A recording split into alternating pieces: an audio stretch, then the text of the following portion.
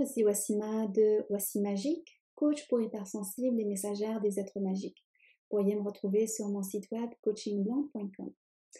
Aujourd'hui, on va parler d'un sujet vraiment important pour la fin d'année, c'est comment faire un rituel justement pour nous libérer de cette année et accueillir la nouvelle. Mais pour commencer, on va parler des points qu'on va aborder. Le premier, c'est les principes de base pour faire un rituel de fin d'année. Ensuite, on va parler des choses à préparer justement pour les rituels. Et le troisième point, c'est comment faire côté pratique. Et on finit avec quelques points pour aller plus loin. Les principes de base pour faire un rituel sont simples. Et justement, le premier, c'est la simplicité. Parce que le rituel est un processus simple. On peut le créer, l'adopter selon nos envies et notre nature. Par exemple, si vous aimez être dans la nature ou dans la forêt, c'est l'endroit idéal pour faire un rituel. Si vous aimez les cartes, que ce soit les oracles ou les tarots, alors ce serait intéressant de les incorporer dans votre rituel. Donc, la magie du rituel ne réside pas nécessairement dans ce qu'on fait, mais elle dépend de notre état d'esprit, de nos intentions et de ce que nous aimons faire, parce qu'on apporte de l'amour à l'intérieur de ce rituel. Le deuxième point, c'est de comprendre la loi des cycles, parce que pour tout un début, il y a une fin. C'est sur quoi on se concentre justement pour faire le rituel de fin d'année. Donc, on termine un cycle solaire ou lunaire selon votre croyance et on accueille un nouveau cycle qui porte ses propres expériences. Donc, il faut comprendre cette loi des cycles et de la respecter aussi. Le point suivant, c'est de comprendre le sens de lumière et ombre. Parce que comme la vie et la mort, la nuit et le jour se complètent. Et après la nuit, il y a un nouveau jour qui commence. Donc, durant la nuit, on peut toujours voir des étoiles. La lune nous rappelle la lumière du jour. Il nous rassure que le soleil s'en vient et qu'il n'est pas loin. Et par exemple, durant la journée, vous allez voir l'ombre des arbres, notre ombre à nous. Et ça nous rappelle le côté noir, le côté sombre. Et ça nous rappelle aussi que la nuit n'est pas loin. Donc, c'est un cycle, dans le fond, qui se complète. Et aussi, ça nous rappelle que le rituel de fin d'année, c'est un moment où on va regarder la lumière et l'ombre de la nuit, du cycle qui va se terminer. Par contre, le regard doit être celui d'un sage magicien qui sait que tout est passager et que tout a un sens. Donc, du côté de lumière, on va regarder qu'est-ce qu'on a aimé cette année, qu'est-ce qu'on a accompli, qu'est-ce qui a nourri notre âme. Du côté du travail, des relations, de la nourriture. Et du côté de l'ombre, qu'est-ce que nous avons moins aimé? Qu'est-ce qui est venu un peu entacher notre année? Mais aussi, comment est-ce qu'on peut le changer? Parce que c'est un cycle. Un cycle, il tourne, il fait une rotation. On ne reste jamais dans la même place. Le principe suivant, c'est la confiance. Parce que ce qu'on se prépare à faire avec un rituel, c'est de la magie pure. Donc, il faut avoir confiance et avoir la foi dans son efficacité, dans l'efficacité de ce rituel-là. Mais aussi d'avoir confiance dans son pouvoir comme magicien. Le principe suivant, c'est la bienveillance envers soi.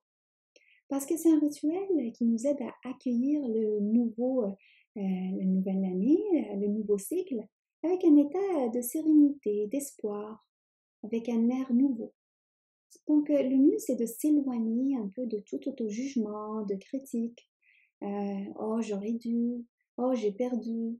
Donc, on se considère avec amour et bienveillance et on constate encore les choses avec un regard neutre, sage, magicien. Par contre, parfois, il arrive que les émotions remontent lors d'un rituel, alors il est important de les exprimer parce qu'ils remontent pour sortir, pour se libérer. Et c'est le meilleur rituel pour ça. Le principe suivant, c'est de se préparer. Parce que dans un rituel, il y a certaines choses qu'on va dire, qu'on va exprimer, qu'on va préparer. Donc, vous pouvez mettre, par exemple, en place vos intentions pour l'année prochaine. Ou sinon, pour certains, il y en a qui aiment faire ça de façon spontanée lors du rituel. Alors maintenant qu'on a mis les règles de base pour un rituel réussi, on va voir comment est-ce qu'on le fait. Et pour le faire, on prépare premièrement un espace sacré où on ne va pas être dérangé, donc ni par les voisins, ni par les notifications de Facebook. On va essayer de mettre le cellulaire en mode avion. Parce que quand on rentre dans un espace sacré physique et spirituel en quelque sorte. On prépare une ou plusieurs pierres, des cristaux que vous aimez, une bougie, quelques parfums, des huiles essentielles, peut-être de l'encens, on fait diffuser dans la pièce. Si vous avez accès à un jardin, tant mieux, sinon vous pouvez profiter d'un petit pot de fleurs. Et aussi peut-être avoir accès à une fenêtre ou un balcon. On prépare un récipient avec de l'eau et du sel, une feuille, un papier et 2 stylos de différentes couleurs. Alors, commençons le rituel. On prépare la pièce, on éloigne les animaux et les enfants pour que l'espace soit sécuritaire parce qu'il y a une bougie à allumer un peu plus tard. On se recentre, on peut mettre de la musique, on médite, on respire tout simplement.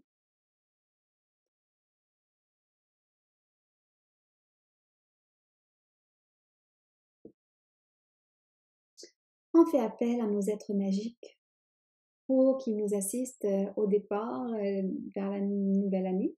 Ça peut être les anges, l'univers, la terre-mère, les ancêtres, les fées, les lutins. En tout cas, quelque chose en qui vous croyez, avec qui vous travaillez, vous avez confiance. On fait diffuser un peu d'huile essentielle pour que ça sente bon, pour qu'on se sente à l'aise dans cet espace-là. Juste faire attention à certaines huiles essentielles, elles ne sont pas toutes bonnes pour être diffusées dans la chambre ou dans la pièce. Si vous êtes à l'aise, vous pouvez réduire la lumière dans la pièce pour symboliser la nuit, l'hiver, la fin d'année, la nuit avant le lever du soleil. On choisit un symbole qui va, comme un cristal par exemple, qui va symboliser tout ce qu'on a aimé de l'année. Et on va le dire à haute voix.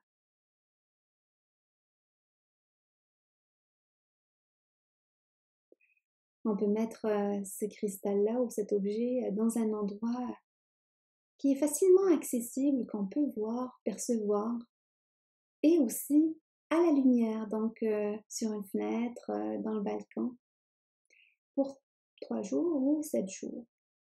C'est un geste qui symbolise la célébration. On va ancrer en nous ce que nous avons vraiment aimé de cette année-là et on va le reconnaître.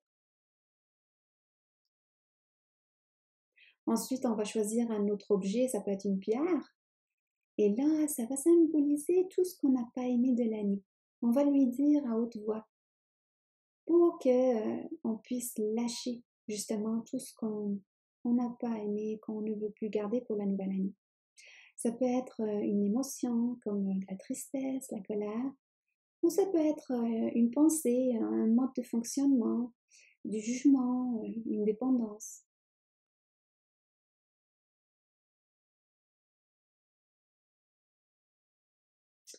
On va mettre cet objet-là, cette pierre, sous la terre, donc si vous avez accès à un jardin, ou dans le pot de fleurs.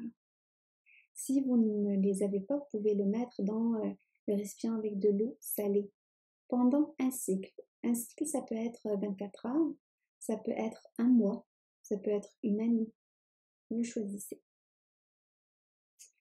Ce geste-là, il va symboliser la fin.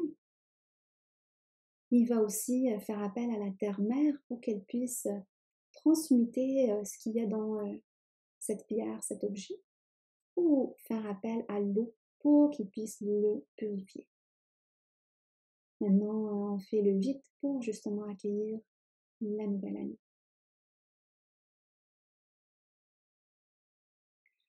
On allume une chandelle tout en citant à haute voix ce qu'on souhaite pour la nouvelle année. Est-ce qu'on souhaite être plus en santé, réussir un projet, être plus serein. Et ça va symboliser le retour à la lumière, le début d'un nouveau jour, l'espoir, la confiance et la foi. Vous allez voir la pièce, elle va s'illuminer même si votre chandelle est toute petite. On demande aux êtres magiques de mettre tous ces souhaits, toutes ces intentions dans une grande bulle, ou sinon, vous pouvez visualiser un chariot de la couleur que vous aimez ou la couleur qui vous vient à l'esprit.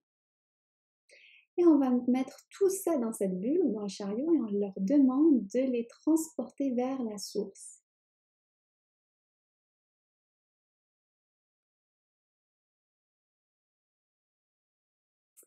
À la lumière de votre chandelle, vous pouvez écrire les souhaits ou les intentions sur un papier. Et à la fin de la page, vous pouvez ajouter avec l'autre stylo, donc une autre couleur, délivré à destination.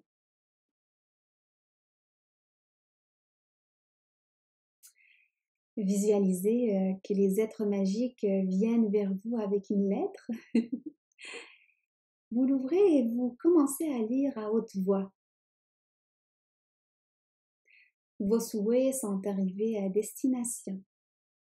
Sachez que le délai de traitement est variable et dépend de votre confiance et implication.